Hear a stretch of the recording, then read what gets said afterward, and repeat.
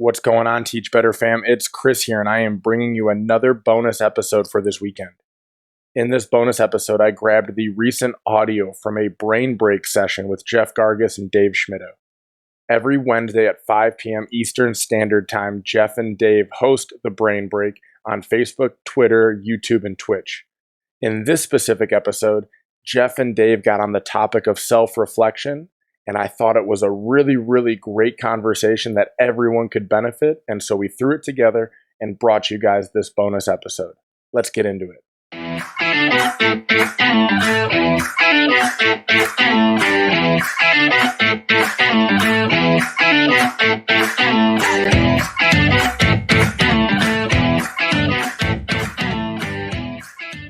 So what else are we talking about? What else is going on? Well, Can we share with them? This isn't going to surprise anyone at all. But like a couple weeks back, Dave and I got very we got to organize. We got some spreadsheets and some docs and stuff going. But we're going to organize our brain breaks. We're going to plan things out. Not necessarily like plan out like agenda wise, but like at least like think through some stuff. No, okay. And that's not right now, I think that. Jeff. We created some documents and shared them with Ray so she could see that there was going to be a plan someday so that Ray would stop saying, get a plan together. That was what we did, Jeff. And that's essentially what happened. Yes, that's very much what happened. Because I'm pretty sure the docs are still completely blank. There may be a couple of things on the one sheet, but definitely nothing else. So yeah, we just kind of wing it. That's just kind of what we do here. But what do you want to talk about? We chatted really quickly beforehand. We're like, hey, let's talk about the ambassadors. Okay, that's good. Like, check. Well, I feel like this always turns into like a session for me just to get some time with you, and I just milk it for all it's worth. So feel free, you can pass the buck to somebody else if you want to, if you're not ready to answer this question. But being here today on campus reminded me of how difficult it can be at times when you feel like you're just being pulled in 1,000 different directions. We had some conversations with some people in Mastermind yesterday about this too. Just people feeling like they're being stretched, and we've got people that are parents, and now they're having to also take care of their own parents, or you've got a 9 to 5 job that is now a 6 to 10 p.m. job, plus other responsibilities. And sometimes it just feels like the term that people throw around all the time is that there's no balance. You just can't find the balance for it all, and you just don't know how to keep it all straight. Mm-hmm. And today I was kind of feeling that way as I opened up my laptop and was thinking, do I focus on the college work? I've got some Teach Better stuff I want to attend to. I've got blog stuff I want to attend to. And I don't know how to find the balance between all of that and giving all of me to everybody that expects things from me. So yeah, Jeff Gargas, help me, please. Oh, all right. Fix me. No, I feel like you're trying to get to the harmony thing, which is where I would go. But I think when the part you just said at the end about giving all of you to things, like the fact like you can't always do that. Like that's just the reality. Like as harsh as it sounds, like get over it. You can't. It's impossible, right? Because sometimes certain aspects of your life need more of you and demand more of you, and that's how you find that. And so when I talk about harmony, you think about like a song. A song is almost never balanced, right? It's the combination of all the different parts of a song, all the different pieces and the sounds and everything like that come together in just the right way to form the harmony and the flow and the feel that you want out of that song, right? But sometimes that means the right song has to have a whole lot of bass, right? And the bass is leading it. Sometimes it's a soprano that's got to carry it, or it's the vocals, or it's a guitar solo, or it's a drum beat, or whatever it might be. It's the same thing in your life. Like at some points in your life, you're playing different songs than others, right? And so for me, like the idea of balance, and here's the funny thing, is like when I say this, I also then completely in my head, I'm like, yeah, but like what you're saying is balance, because harmony is balance. It's just not equal balance, right? So, but like you can't, in a lot of ways, you can't. The idea of balance is not necessary between like life and work is almost not even a fair game for fair challenge, because by nature of the way our society works, you're going to work for 40 to 50 to 60% of the time you are alive. Mm-hmm. So simply by that nature, you can't find balance. So, okay, and I appreciate that. So I'm going to use your harmony analogy. So I was listening to a podcast yesterday with some songwriters on, because, I aspire to be a songwriter someday, or if not, just, some professional singer because of my amazing musical talents. Absolutely. But I was listening to the songwriter, and the interviewer asked, I thought it was kind of a profound question, but it was a simple question. The question was, do you ever listen to a song that you've produced and put out to the world and then start second guessing the quality and wish you could pull it back and wish that you could do a redo and fix? And the guy said, absolutely. There's not a song that I've produced that I haven't wanted to redo. Sure. So when we talk about this idea of harmony, it's almost this idea that you're going to be creating the perfect song. And the perfect song requires some sort of balance or arrangement of notes and sounds. But you don't know the quality oftentimes until you look back and say, ooh, I missed it today. There's a lot of stuff I should have done, but I chose other paths. Mm-hmm. And I feel like that's kind of like right now, I've just got stuff stacking up because I keep prioritizing other things. And I'm sure there are people out there that feel the same way at this time of year. So I want to. If I use the word perfect, that's my. You didn't say that. That's just. Well, I might have though, but that's not the right word for me. It's the right song. So here's how I look at that: is if you ask 10 people that knew a little bit about pop culture and music, and you're like, best musician or who are your favorite musicians in time? 9 out of 10 of those are going to name either the Beatles, Elvis, Led Zeppelin, someone of that nature, right? Tim McGraw. Unlikely, but yeah.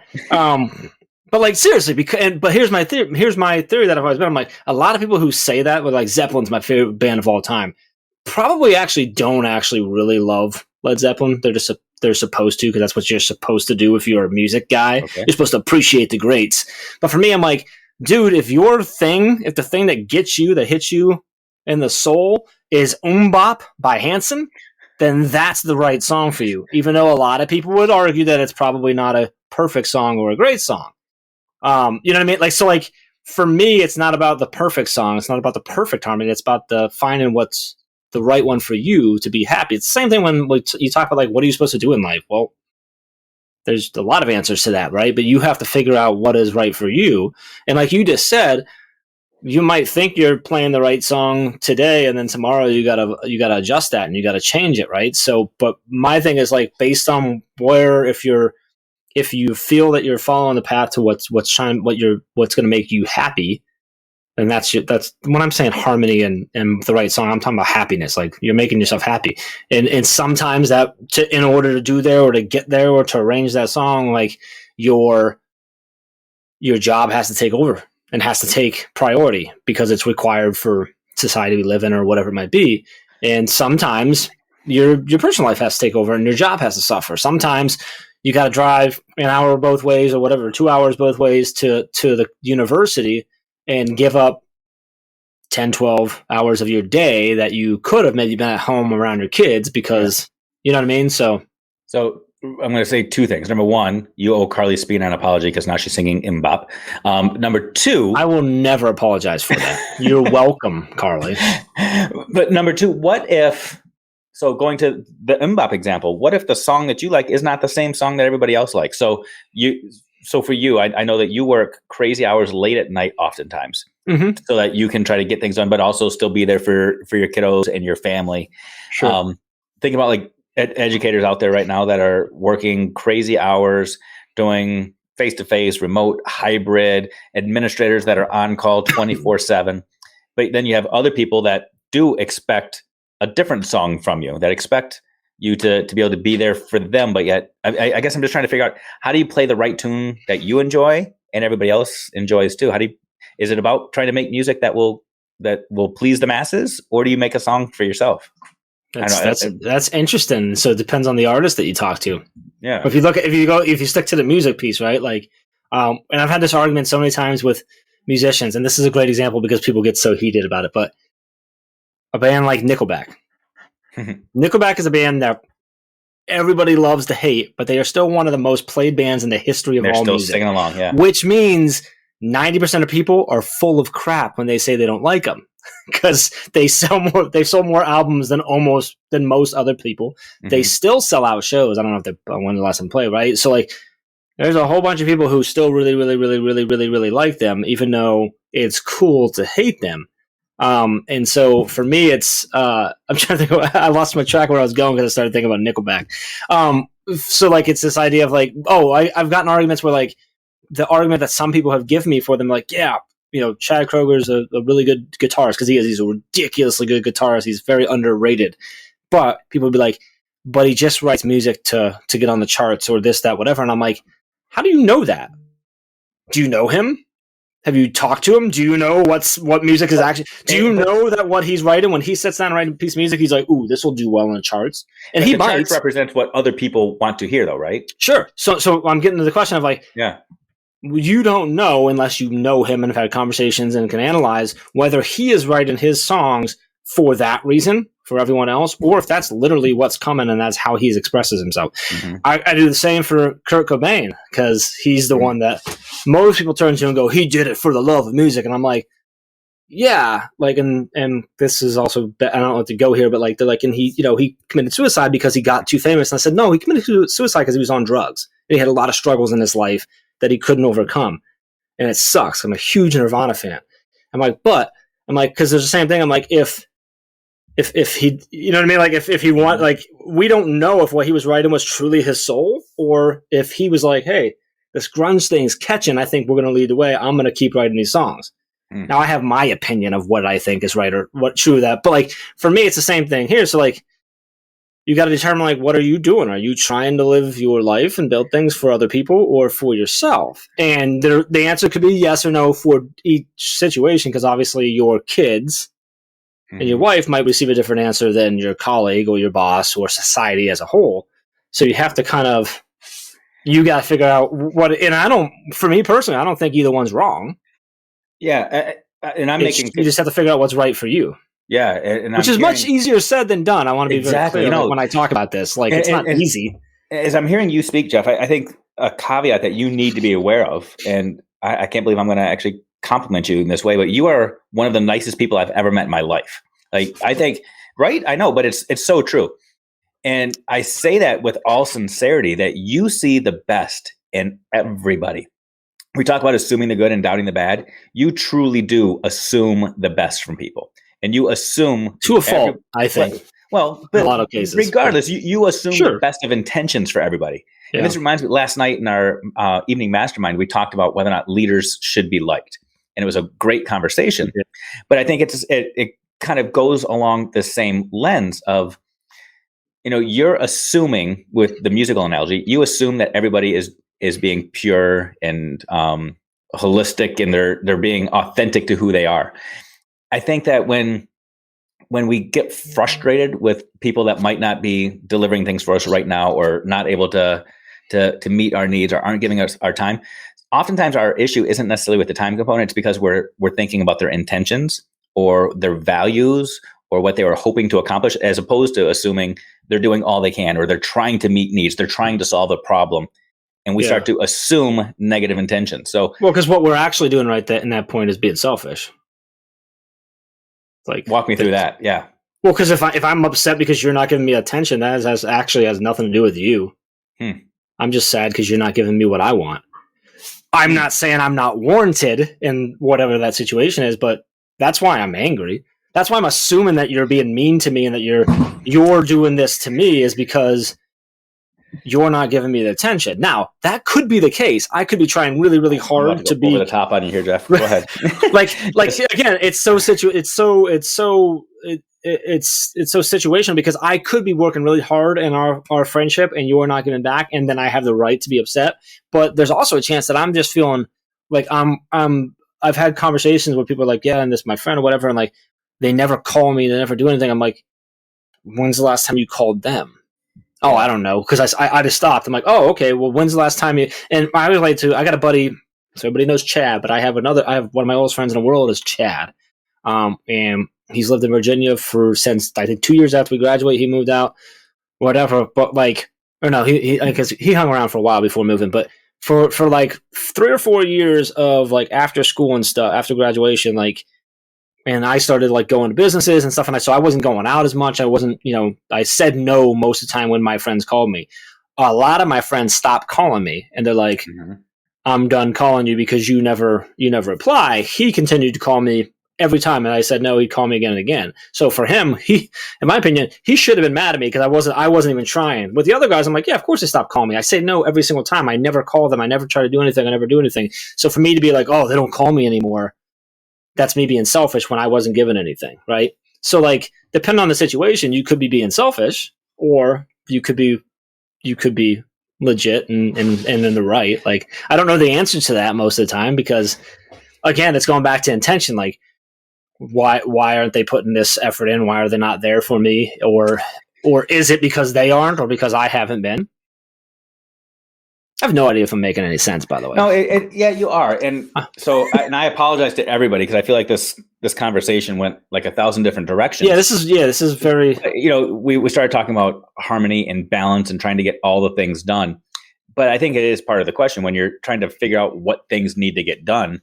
Do you do the things that you want to do? Do you do the things that you need to do? Do you do the things that other people want you to do or need you to do? And I feel like that's just a constant struggle. And I'm looking at a list of teachers here too. I know that have that battle, not even just doing things done, but they might have expectations for what good teaching looks like, and they have their own lens for it, yet they're also being evaluated through a different lens. And then there's the testing.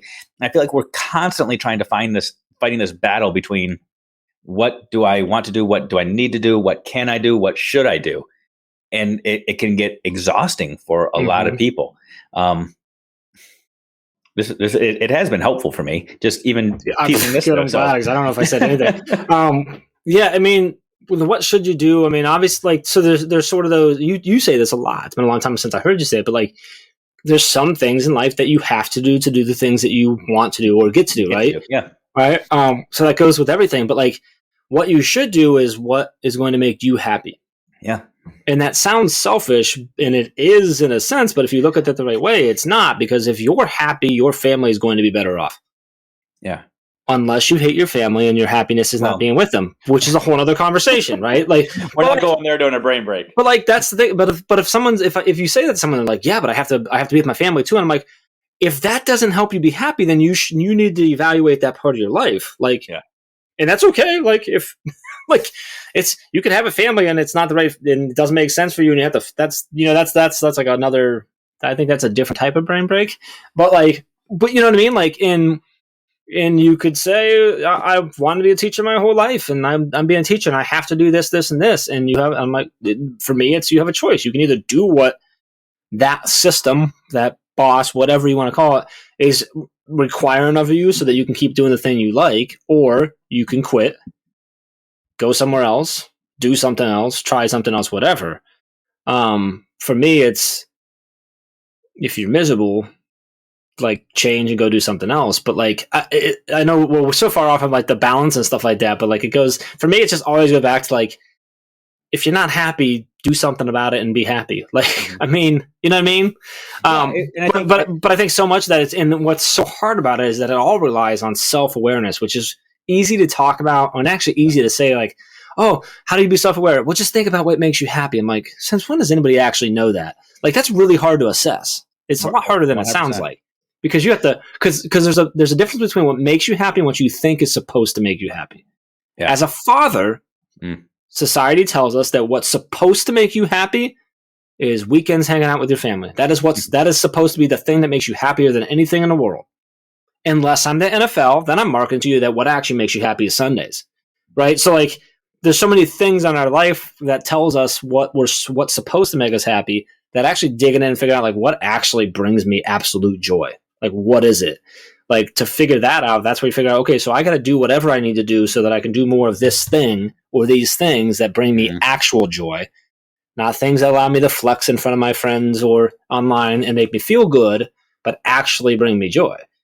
Hopefully that's your family fits in there, but like, you know what I mean? Like, so that's why it's hard, I think, is because we start to, even when we're just assessing ourselves to ourselves, we think about what everybody else is going to think.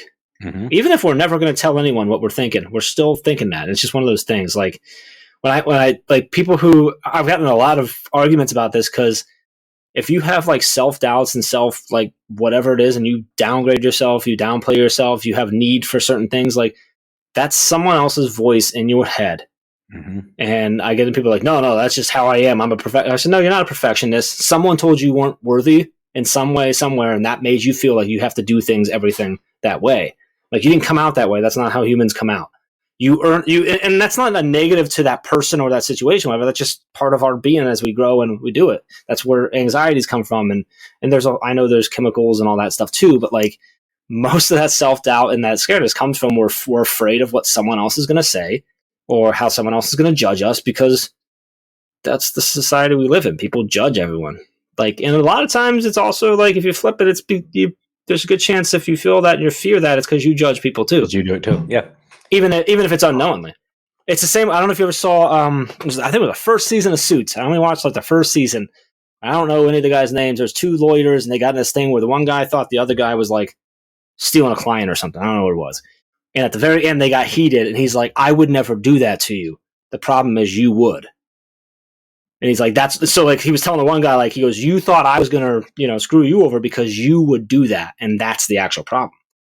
And so like sometimes with judging, we have to look at that type of stuff. So I don't know. Anyway, that's going again way off. But wow. For me, it's figure out what makes you happy. Like, and do you have a leather couch in there behind you or something, man? Because this is good for me right now. There's one over there, like there's like a layer of cat hair, I think, on it. But it's like when you get it, it kind of feels leathery, I guess. Not really. No, but this. Carly said it best. I mean, brain is just fuzzy right now. This is good stuff, and I was going to say, good thing I've got a 2-hour drive on the way home, so I can think about this. But no, I got 2 hours to hang out and talk to you some more after this. But that's okay. That's right. We got another meeting. You have given me a lot to think on and truly reflect on. But I also want to throw out this idea that it doesn't have to be all or nothing.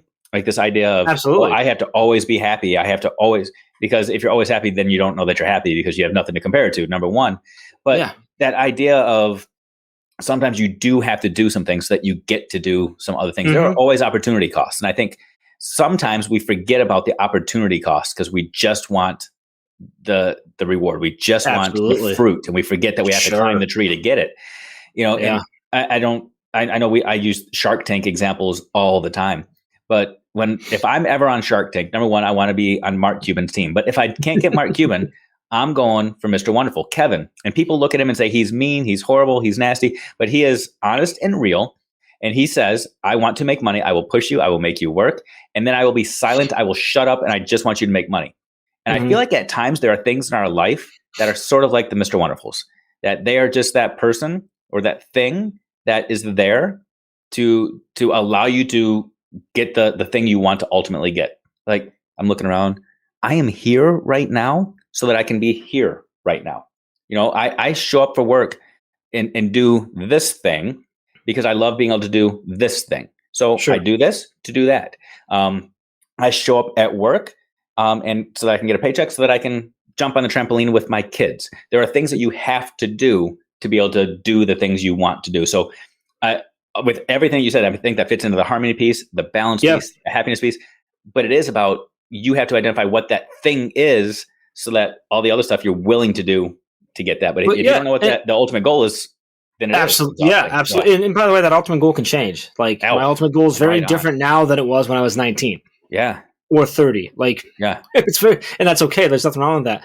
And that going into the change things, I don't know if you can bring me back there later, but like the key for me that I think is that all that other stuff that you have to do the things that you get to do, like the more of that you can enjoy, the better. So like pick the right things, like, you know what I mean? So that you can enjoy more. And I think, I can't remember what you said that made me spark this, but something that I say a lot is like that I think one of the biggest lies we're ever told ever is if you find a job that you like, you'll never work a day in your life. I think it's absolute crap because it's not true. One, that's just not just how the world works, but like even more so, like if you find something you love, you're going to work harder than you ever did. That's exactly it. And like I love what I do. I say it all the time, but like, trust me, like I'm not happy every day. Like I was stressed to the max this morning. Something broke on the website. It was horrible. I hated it. I'm like, I hate this job. I hate my, like for a moment, you know what I mean? Like, but like, I'm stressed. Like things go wrong. Like it still sucks even when because you can still get stressed, but it's worth it because most of the time I really, really love what I do.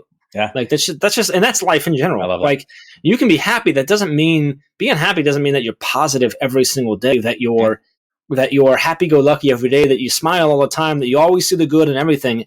It's that you are able to, or you're more likely, more willing, more driven to see the positive in the things or find the positive, and you have more happiness than you do unhappiness. Yeah. And I think that's the key. And it took me a long time to figure out what that is. I think I found it. I don't know.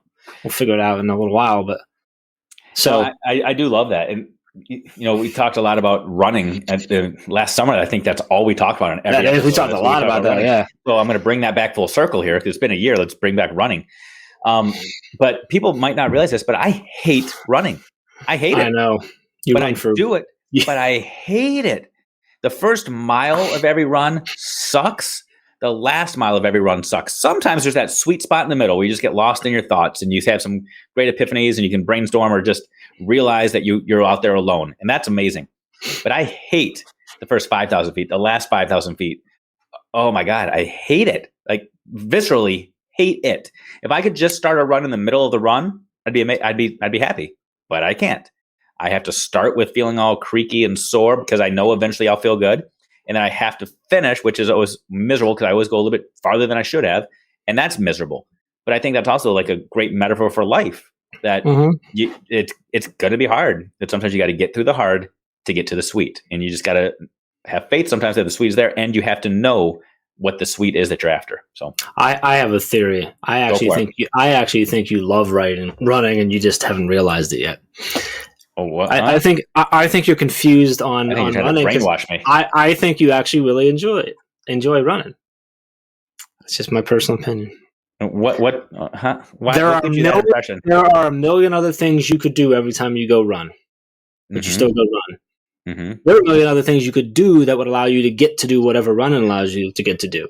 You know what I love more than running is I love accomplishing goals. And my biggest fault was 10 years ago, I made the bucket list to run around the world and put it on social media and have a whiteboard with it. And now I've got to do that. So that's, yeah.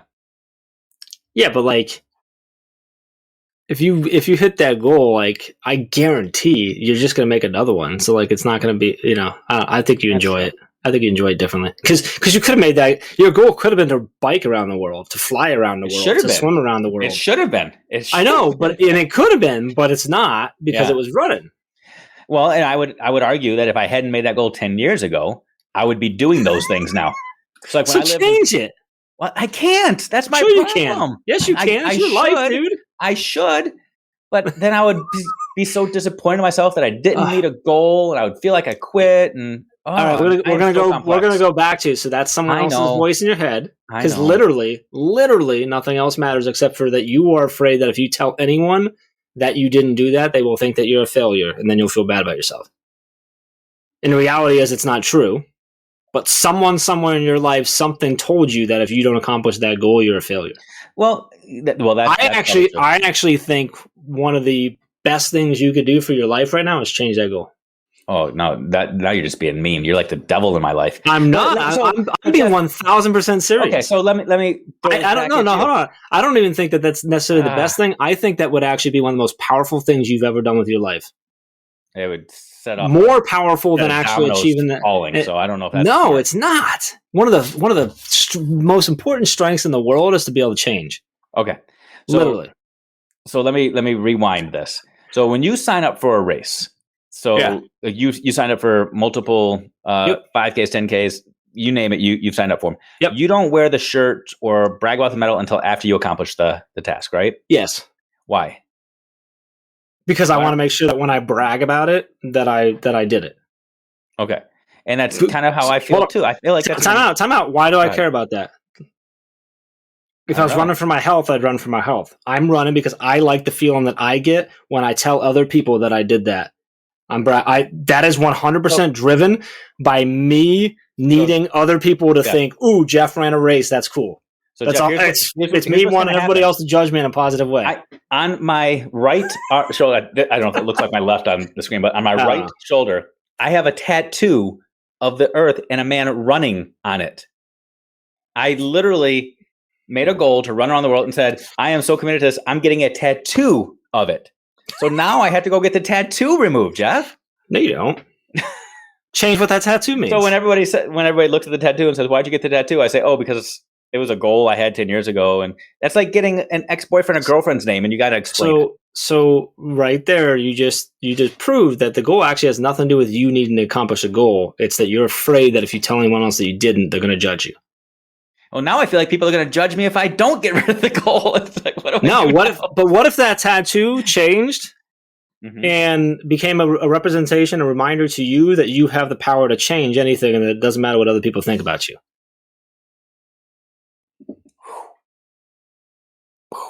I'm just saying. I'm not saying. No, you are just saying. And this is purely based on our conversation. This is a podcast episode right here. I'm just Gargas. But because that you're worried that someone else is going to think that, oh, Dave, you didn't run around the world. Like, who cares? Neither did you. I mean, and that's easier said than done. And I just told you, I don't do that either, because I'm I want the medal so that I can, for cover one, I want, there's two really important things that I want. I want to be able to send a picture of it, me biting it, to my older brother, Paul, because he runs races. And I want him to be proud of me, because for whatever reason, I have to, I need that. And then I also want to hold it up and send it to my brother, Mark, and prove him that I'm better than he is, because I need that for some reason. I know why, but took me a long time to figure out why that is. But well, I think you're definitely onto something here, and these last couple of weeks truly have been therapy sessions for me, because I'm even looking in the background right now, and I've got diplomas on it. Why do I hang my diplomas on the wall? Why do I have articles on it? What? Because you're worried. Because you're worried someone might not think that you're good enough to be a professor. Exactly. Why do I have stickers? Now, that you could all, and Mike said pride. You could also hang that because you're proud, and there's nothing wrong with that. I hang those because I want people to see that I run and think that's cool, but I'm also really proud of that, and that's okay. And you should be proud of the work and the time and the effort you put into your academics and stuff. You might hang it there. I don't see them. Sure, but they're in your office. So you walk in the door and you see them. Yeah. I don't see them either, but when I walk down or when I turn around, I see them and I'm like, oh man, I've ran a bunch of races. That's pretty sweet. So it can be both. And I'm not saying that it's here's the flip on that. If you run races purely because you want to get medals and show off to people so that you can flex and feel cool, but the byproduct of that is that you get really healthy and in shape, win-win. Is that really negative? However, if it drains you and stresses you and causes you anxiety and unhappiness, now it's not worth it anymore. But see, and again, I think this is because you are a better person than me and most other people. I think other people would hear what you just described as, okay, even if the byproduct is a good thing for you, it's still arrogant, selfish, narcissistic, all of those other things. Because humans are arrogant, selfish, and narcissistic by nature. We all are. Otherwise, we wouldn't be live right now. No one would be commented. No one would have a Twitter. No one would have ever posted a picture about a shirt they bought, a cup they bought, a whatever. We wouldn't buy things like Nikes and stuff like that, because we buy all that stuff to try and communicate to other people something about us. Typically, I'm cool, I have money, I'm smart, I do work, whatever that is. That's why 90% of people started smoking back in the day, because it was cool, because they marketed it as being cool. That's why people like Apple. Yes, they work better than most machines, but this is just cool because I'm, you know what I mean? It's, so I love that I have the 12 Pro, because I can say, Dave, I have an Apple iPhone 12 Pro, because for some reason Pro makes me cooler. No, you are just cooler, Jeff. But you could do 90% of what I can do on that thing. You can do on a freaking track phone from Walmart for $40 a year or whatever it is. But that's not cool. Track phones are lame. But Jeff, we're all that way. So for me, it's recognize that you are that way. If you weren't, then you would literally never post anything on social media. Spot on. And you can say, but my friends and family say that. I'm like, yeah, you can also direct message them in the same map. Yeah. So, but that's okay. That's human nature. These last few weeks have confirmed a lot for me. Number one, that everybody is smarter than me, and I appreciate that. maybe that is my role on this team. It's just to sit next to people to make them feel and seem so No. smarter. You don't get to take that. That's always been my role. So you don't get to take that role. You just have some. No, you don't. Yeah, maybe that's you and me. That's why we're on Brain Break together. So. And I don't know. And I feel like the not having a script or a schedule for this is helping me. I don't know if it's helping anybody else, but I feel like these free therapy sessions are so valuable. And it's not necessarily a brain break. It's changing the way that my brain thinks, which maybe it is taking a break from all the other nonsense that's constantly bouncing around in there. I don't know.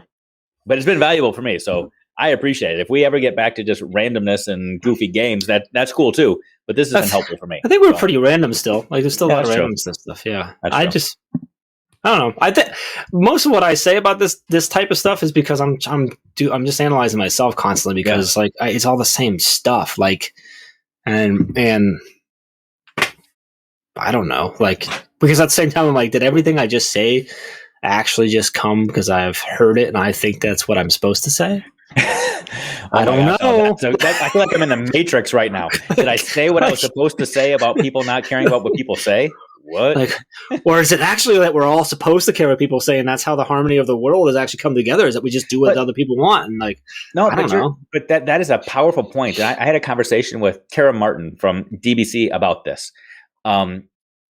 Maybe about a year ago or so. I was really wrestling with like how vulnerable to be, how open should I be about experiences from my past. And I was so worried that people were going to hear things that I was sharing and think he's using that story for manipulation. He's using that and it was this weird dichotomy that I'm fine. I get to this place where I'm like, okay, I don't care what people think, but now if I share that, I don't care what people think. Are people going to think it's just this bizarre world that we live in? So here's what's crazy. I had this conversation yesterday with someone else.